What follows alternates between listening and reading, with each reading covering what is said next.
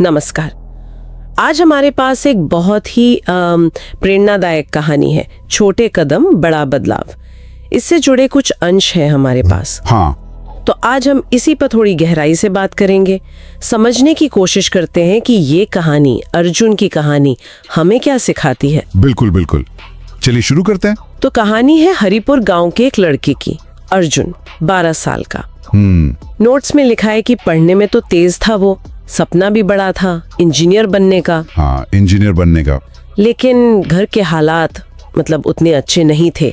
पिता खेतीहर मजदूर थे और माँ सिलाई का काम करती थी। हाँ, आर्थिक तंगी थी काफी। और सबसे बड़ी मतलब एक रोजमर्रा की जो चुनौती थी वो ये कि स्कूल जाने के लिए उसके पास चप्पलें तक नहीं थी। सोचिए जरा, चप्पलें भी नहीं। हाँ, और यहीं से मतलब उसकी मुश्किलें शुरू होती हैं। जैसा पता चलता है, स्कूल देर से पहुंचना, फिर टीचर से डांट खाना और शायद सबसे बुरा दोस्तों का मजाक उड़ाना। हाँ, बच्चे तो बच्चे होते हैं, चिढ़ाते होंगे कि चप्पल नहीं तो स्कूल क्यों आता है टाइप। हाँ, कुछ ऐसा ही।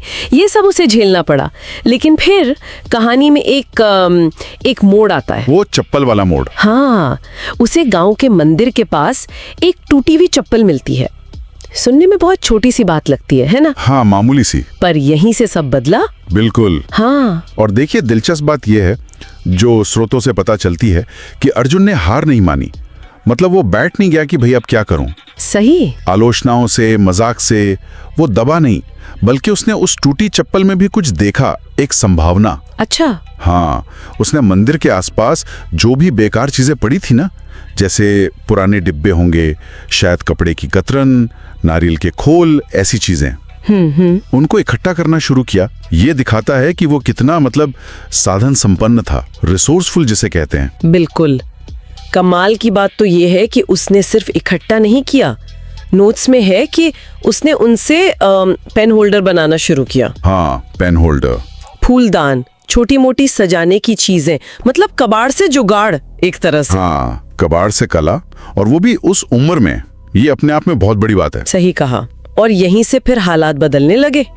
गांव वालों ने देखा होगा इस लड़के को, उसकी लगन, उसकी मेहनत। हाँ, नजर तो पड़ी होगी, और फिर उनका नजरिया भी बदला। इसमें सरपंच की भूमिका खास रही, ऐसा कई जगह जिक्र है। अच्छा, सरपंच ने क्या किया? उन्होंने ना सिर्फ अर्जुन की मदद की, जैसे स्कूल के लिए यूनिफॉर्म दिलवा दी, जूते, किताबें वगैरह, बल्कि उसकी बनाई चीजों को एक तरह से पहचान भी दिलाई। शायद गांव में दिखाया हो, लोगों को बताया हो। अरे वाह! और ये पहचान सिर्फ गांव तक नहीं रुकी है ना? नहीं नहीं, एक लेख में मैंने पढ़ा कि उसकी बनाई चीजें पास के शहर में जो मेला लगता था वहां बिकने लगी। हाँ बिल्कुल।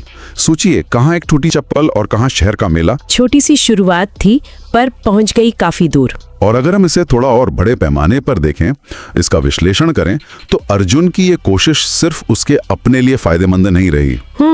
समुदाय पे भी असर पड़ा। बिल्कुल, उसका असर पूरे गांव पर पड़ा। उसकी लगन देखकर दूसरे बच्चे भी प्रेरित हुए होंगे। हाँ, हो सकता है। और इसका सबसे अच्छा नतीजा था अर्जुन क्लब का बनना। हाँ, ये अर्जुन क्लब का आइडिया तो बहुत ही अच्छा है।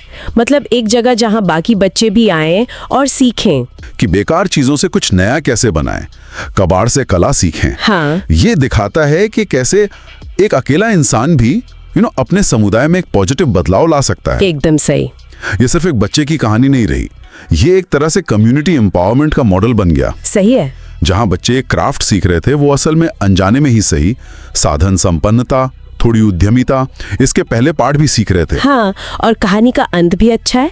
अर्जुन आखिरकार इंजीनियर बन जाता है। हाँ, अपना सपना पूरा करता है। लेकिन सबसे अच्छी बात जो नोट्स में भी हाईलाइट की गई है वो ये कि वो अपने जड़ों को भूला नहीं। ये जरूरी है। वो हर साल गांव आता है, बच्चों से मिलता है, अपनी कहानी उन्हें सुनाता है। तो इस सब का निचोड़ क्या है, क्या सार निकलता है? वही एक लाइन जो शायद अर्जुन बच्चों को बताता होगा और जो इन सब बातों का सार है, अगर हौसले हो तो हालात भी झुक जाते हैं। बिल्कुल, ये अर्जुन की पूरी यात्रा को समेट देती है।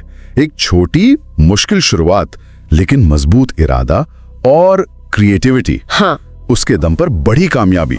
ये सिर्फ सोचने की नहीं, करके दिखाने की कहानी है।